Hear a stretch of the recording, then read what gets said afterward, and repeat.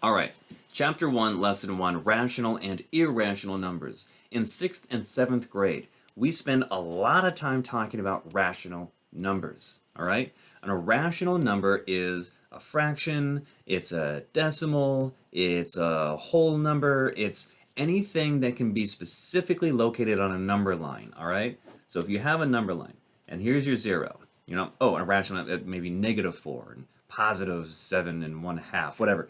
But if you can find 1/2 on a number line, then it's probably a rational number. If you can find a number on a number line, 0.75 from 0 to 1, if you break this up into, I don't know, 10 spots, 1, 2, 3, 4, 5, 6, 7, 8, 9, 10, and 0.75 is going to be 7/10 of the way, so about 7 spaces over, and then halfway between 0.7 and 0.8.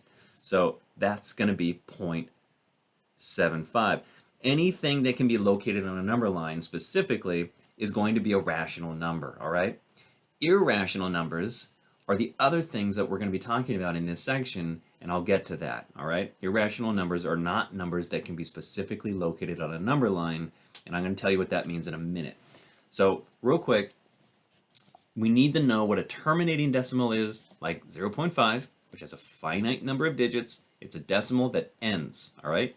And a repeating decimal is like 0.3333333. That's a tough example because 0.3 repeated forever is actually 1/3, all right? But there are examples of decimals that are like 0.181818, and it goes on forever that way, which we would write as 0.18 with a line over it. You cannot pinpoint exactly where this is on a number line because the decimal never ends, telling us what place value we're going to be figuring that out on a number line. And it's just, this is an example of an irrational number. Square root of 2 is also an example of an irrational number. You cannot find the specific location of the square root of 2 on a number line. So the first thing we want to do is we want to we want to refresh our memory on two very simple ideas. Writing a fraction as a decimal, so a fraction into a decimal, and writing a decimal into a fraction. And so those are the two most basic things that we need to refresh our memory on. They're things that we learned about in 6th and 7th grade, and if there are things you need to refresh your memory on, let's definitely do that.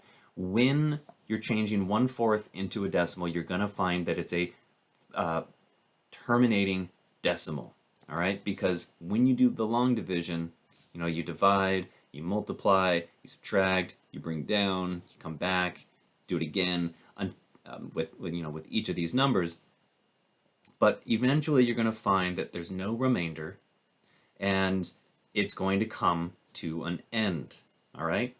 And so when that happens, you have a terminating decimal, and that is a rational number. Now here, 1/3, 0.333, notice we didn't reach 0, so we would have had to bring another 0 down, make that a 10, just like this, and this, and this, and we would have ended up with another 3, and so 1/3 is not a terminating decimal. This would have kept going. So we write 0.3 with a line over it. Cool?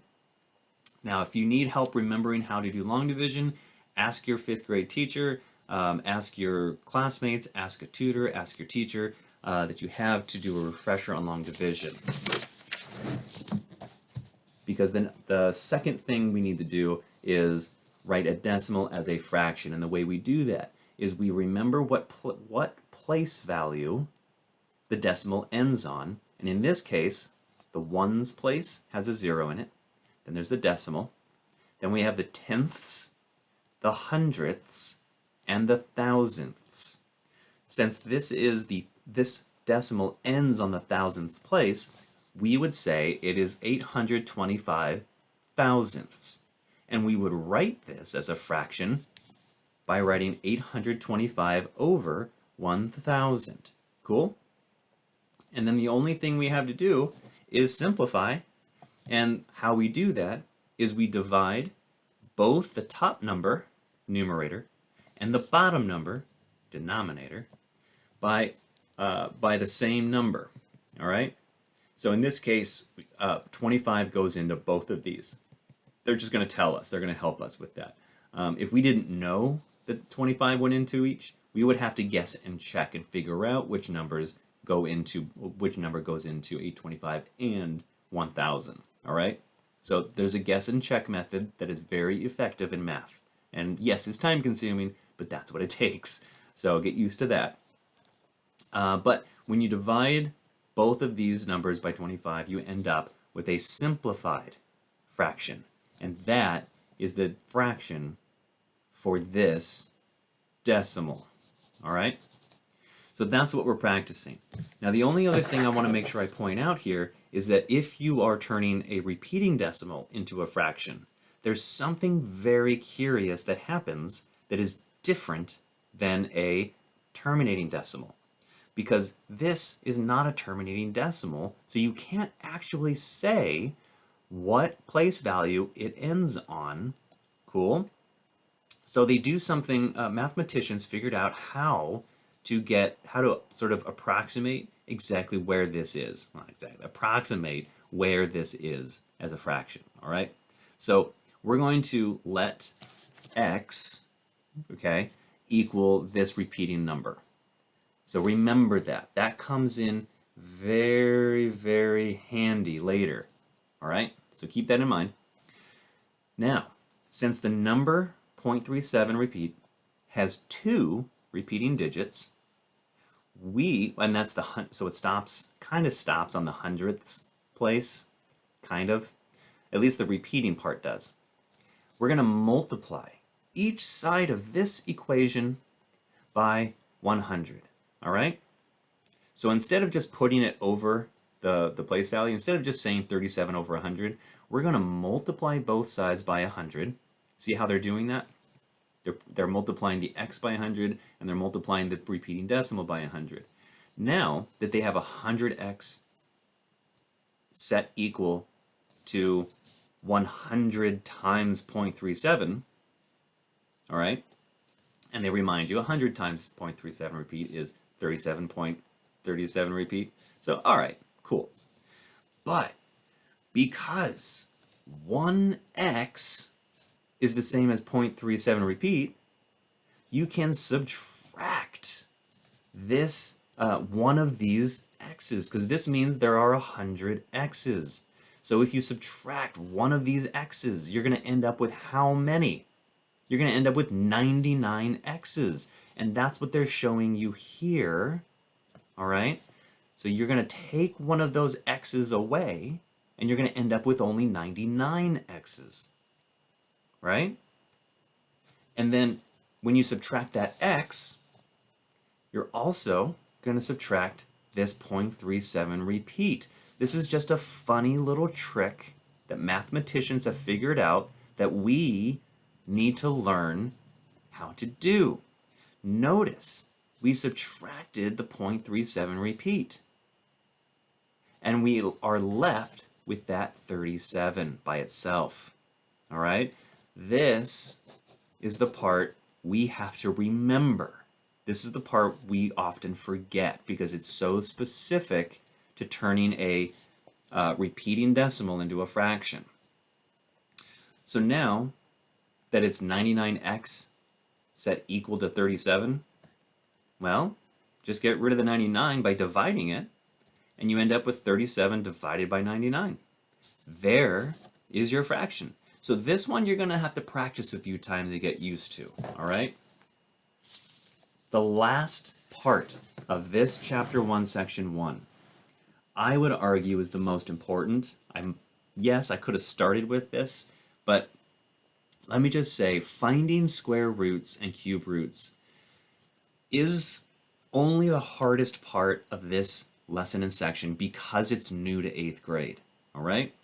So the square root is the number of squares that make up its that is at the root of a square. So if you have, let's say you have this square broken up in this way, you have 4 on this side, you have 4 on this side. So you essentially have 4 rows of 4, don't you? Which is a total of 16 squares. So the square root, this symbol means square root.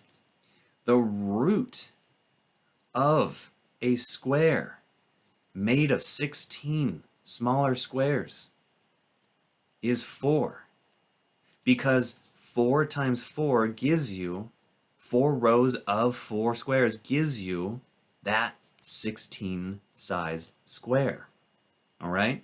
So 4 times 4, or 4 squared, is going to equal 16, yes? And the square root of 16, the root of that square, is going to be 4. So that's what we have to keep in mind, all right? Now, the cube root is very similar, except it's going to add a third dimension. And that is where we get the cube idea. All right? So here,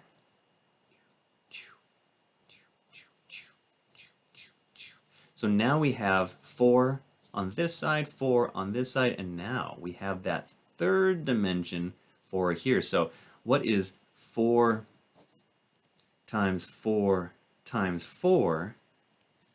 Well, if 4 times 4 is 16, what is 16 times 4?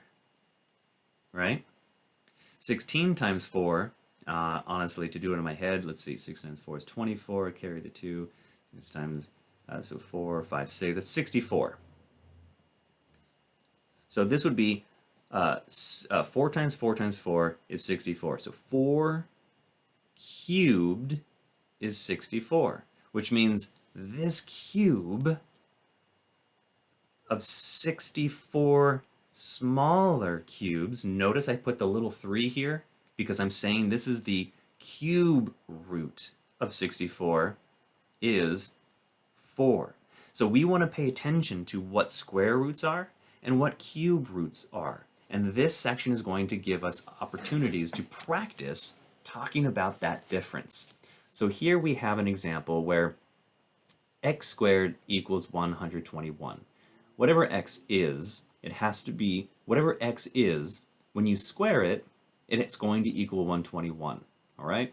So if we look here, we're going to see that the answer is 11. 11 squared equals 121, which means 11 times 11 equals 121. That's what the squared sign means. But also, negative 11 is also an option, because negative 11 times negative 11 is 121, and a negative times a negative is a positive. So x squared, if we say that x squared is equal to 121, then we will say that x, when you take the square root of this, you're getting rid of the squared on the x. This is the part that we need to make sure we understand. It's the definition of square root. All right? So getting rid of that x squared is taking the square root of the other side. That's what we want to make sure we understand. Cool? Because then from there, the square root of 121 is 11, because 11 times 11 is 121. And we say plus or minus because the negative times the negative is also positive 121. Cool? When you take the square root of a fraction, all you need to recognize is that the same thing happens when you apply the definition of the square root. All you need to pay attention to is when you take that square root by removing the x squared from the x, right? You remove the x squared by taking the square root of the other side. Notice the square root of 16 is 4, because 4 times 4 is 16. And the square root of 169 is 13, because 13 times 13 is 169. So this ultimately, and plus or minus, of course, this is going to be the part that you need to practice, all right? And there are going to be examples in this section for you to practice changing a fraction to a decimal to a fraction, and finding the square root and cube root of numbers. So that's what we want to practice as we get ready for classifying and comparing real numbers.